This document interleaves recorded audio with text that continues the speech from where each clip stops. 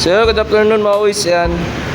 Ito tayo Bergman Street, EX, issue, ISC. Yan. Pag ini-start mo, redondo lang. Yan, di siya natuloy. Yan, ayusin natin ito mga boys. Tuturo ko sa inyo yung step by step na gagawin, kung anong gagawin nyo. Unang gagawin mga boys, tatanggalin nyo itong front nya, front cover. Nandito kasi yung saksakan ng diagnostic tool. Then tatanggalin nyo yung seat. Ayan, yung seat. Ayan, tatanggalin nyo yung mga tornilyo. Ito, isa, dalawa, tatlo, apat, lima, anim, pito. Pitong tornilyo yan, G's. Tatlong G's, saka apat na screw na Philip. Ayan, tatanggalin muna natin mga kuys. Antayin nyo ako. So ayan mga kuys, kakabit natin yung terminal nung positive at negative sa diagnostic tool. Then ito, isusuksok natin yung socket. Yan. So, pinamismong OBD nya. Gagamit tayo ng diagnostic tool dito mga kuys.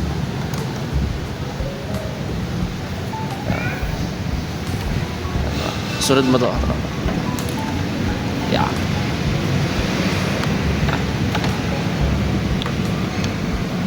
Yan. Tanggalin mo yung socket. Mo siya, pisilin mo lang. Yan. Then saksak mo. So ayan mga kuys, saksak na natin. Then ito yung ating diagnostic tool. Isaksak mo dito tropa. Yan. Saksak mo dyan. Yan.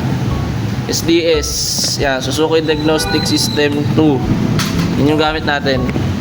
Then, tatanggalin natin tong ISC. Tatanggalin natin. Buka dito nung ano.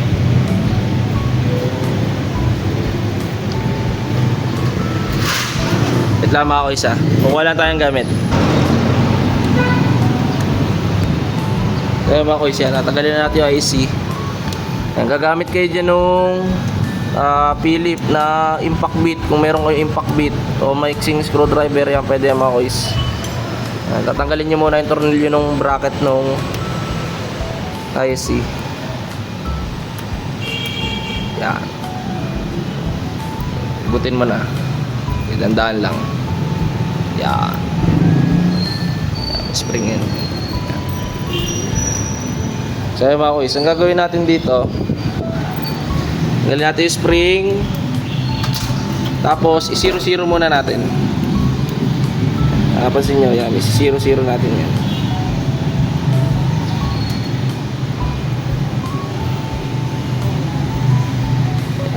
Napansin nyo yun, nalubog siya.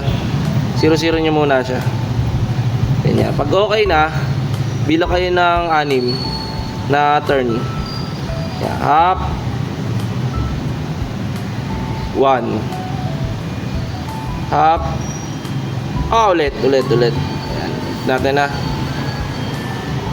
half, 1 half, 2 half, 3 half, 4 half, 5 half, 6. Yan, naka 6 turn na tayo mga kuys. Yan. Tapos, pupunasan nyo muna yung tip nito, yung dulo, sa akin doon sa may throttle body.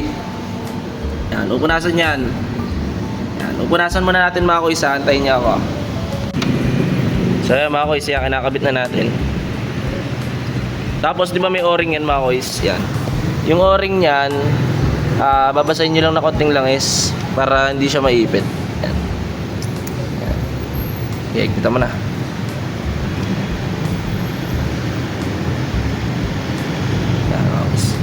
Tayo nyo mga kuys, kakabit lang natin. So yung mga kuys, ayan, pag nandito na tayo sa SDS, pindutin nyo lang yung A. Ayan. Tapos yan, sa diagnostic tayo pupunta. Diagnostic A. Then disregard nyo na lang tong frame number yan.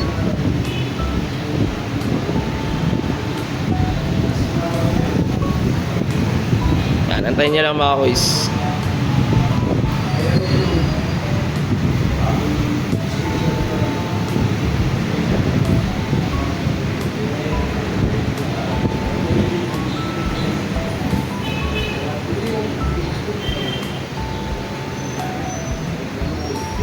Yan, tapos buhayin nyo yung ignition switch. Yan mga boys. Buhayin nyo lang.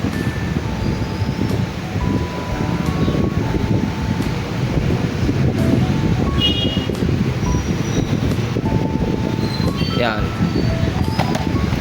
Ulit, back tayo. Enter nyo lang. Kakabuhay lang kasi natin nung ignition switch.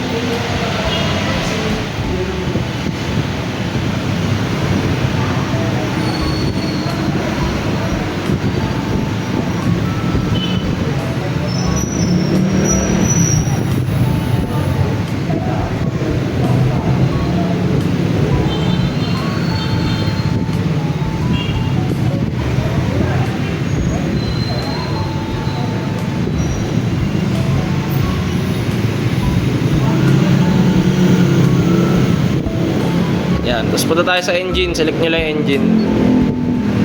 Then punta kayo sa active control. Then yung lahat ng may reset, yan, tatlo yan, i-reset natin yan mga boys yan. TP fully close, learn, value reset, A nyo lang. Then reset nyo, A nyo uli. Yan, na-reset na siya mga boys. Tapos back nyo lang, B. Tapos punta kayo dito sa IAC aperture, learn, value reset. Reset nyo lang din. Then yan, successfully perform na.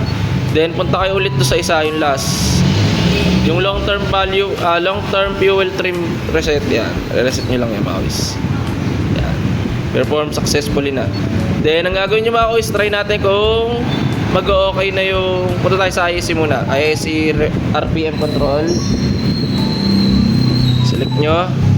Yan. Tapos, check natin dyan yung RPM, pa-under natin kung okay na. Yan, so yung mga boys, one click, mandar siya. Yan. Yan yung tamang idle niya, 1.7 plus minus 100 mga boys. Yan. So pagkatapos ito mga boys, i-charge muna natin yung battery kasi may kinalaman din kasi yung battery niya kung bakit nag-failure yung voltage niya, nagda-drop. Kasi kailangan kasi sa mga Bergman yan, ang pinapayo namin dyan, kailangan puno yung battery. Yan. Ang IC kasi nagbabase yan sa voltage din, lalo na pag nag-crank ka na. Ayan, malakas umano siya, bumawas ng voltage. Ayan. So mga boys, yan.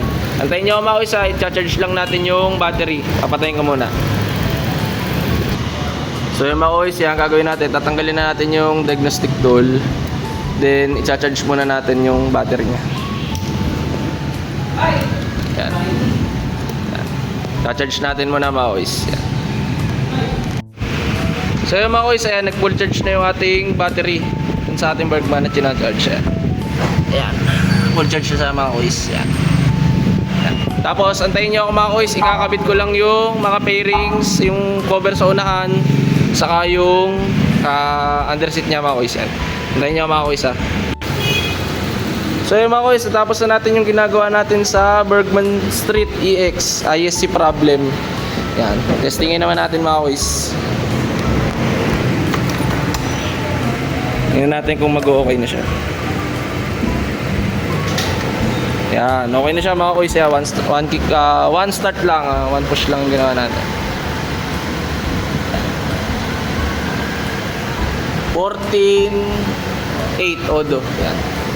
So yung mga boys, kung may natutunan kayo sa aking tutorial video, paki-follow naman ang aking Facebook page. Then subscribe na kayo sa aking YouTube channel mga boys. Yan. Bergman Street EX ISC problem solved na. Salamat mga boys.